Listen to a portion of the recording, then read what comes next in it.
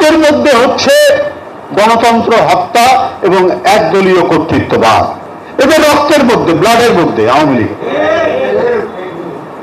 এরা ভুলিয়ে ভালিয়ে যখন বিরোধী দল থাকে, বাইরে থেকে কথা বলার চেষ্টা করে, মিথ্যা কথা বলার চেষ্টা করে। তার বাবাও কিন্তু 1970 সালে নির্বাচনের আগে বলেছিল আমরা 4 আনা কেজি চাল খাওয়াবো, সেই আমলের তুলনায় আমরা 6 আনা কেজি আটা খাওয়াবো, আমরা 6 আনা কেজি সরষের তেল দিব।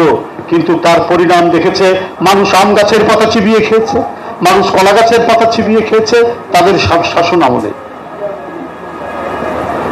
জীবন ধারণ করেছে কোনোভাবে লক্ষ লক্ষ মানুষ মারা গেছে দুর্ভিক্ষের করাল গ্রাসে।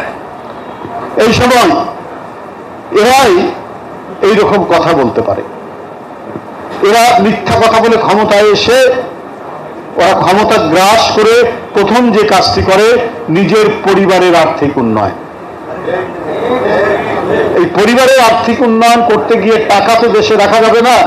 হঠাৎ করে ব্যাংকে অনেক টাকা হয়ে গেলে সেটা তো ধরে ফেলবে, এই জন্য ওরা টাকা পাচার করে। জনগণের টাকা বিভিন্ন প্রজেক্টের মাধ্যমে পাচার করেছে।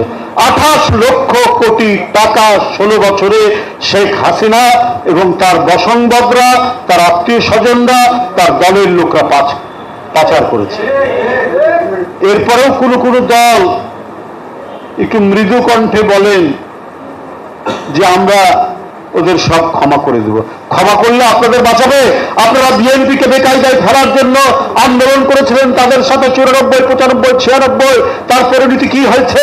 তার পরিণতি হয়েছে আপনাদের নেতাদের ফাঁসি দিয়ে